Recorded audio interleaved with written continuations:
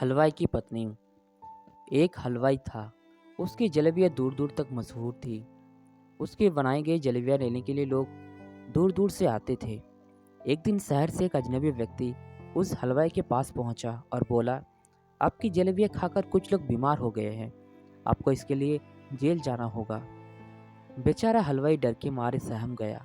उसके हाथ पैर फूल गए। वो हाथ जोड़कर खड़ा होकर बोला, मेरी दुकान की तलाशी ले लीजिए, आपको एक मक्खी भी नजर नहीं आएगी। अगर मिल गई तो आप जो कहेंगे मैं वहां जाऊंगा। वो सरसराते हुए हलवाई की दुकान में घुस गया और कुछ जलेबी के टुकड़े दिखाते हुए बोला, ये क्या है? इसमें देखो, चार की चार मक्खी लिपटी हुई है। अब तो बेहद डर गया। अब इस अजनबी ने हलवाई को धमकाते हुए कहा कि जेल जाने के लिए तैयार हो जाओ। उसने कहा, मुझे कल तक का समय दीजिए, मैं सिद्ध करके दिखा दूंगा कि मैंने कुछ गलत नहीं किया। उसकी पत्नी थोड़ी बुद्धिमान थी। वो बोली, कल मैं भी चलूंगी आपके साथ दुकान पर। अब देखना मैं कैसे उसे सबक सिखाऊंगी। अगली सुबह वो अजनबी वहां पहुंचा और बोला, क्यों तैयार होना जेल जाने के लिए?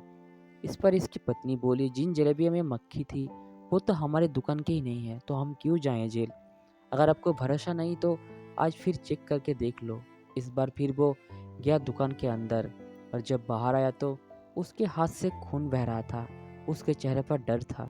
वो बोला, मुझे माफ़ कर दो, मैंने तुम पर गलत आरोप लगाया है कि तुम गंदगी से जलेबियाँ बनाते हो। ऐसा करके मैं तुमसे पैसा ऐंठना चाहता था। पिछली बार जब मैं तुम्हारे दुकान के अंदर गया तो मैंने अपने जेब में कुछ मक्खियाँ मारकर एक पैकेट में रखा था।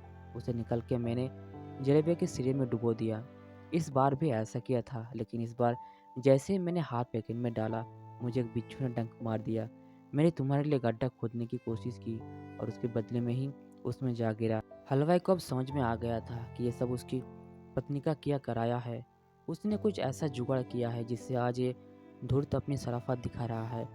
हलवाई की पत्नी हलवाई को देखकर धीरे से मुस्कुराई।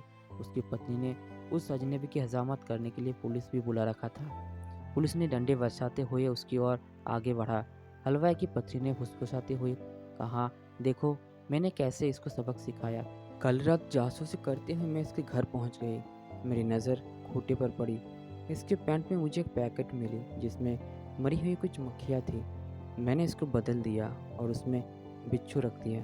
फिर जो हुआ वो तो आपके सामने है। तो दोस्तों, अगर ये कहानी आपको अच्छी लगी है तो कमेंट्स में ज़रूर बताएं और चैनल पर पहली बार है तो सब्सक्राइब ज़रूर करें। धन्यवाद।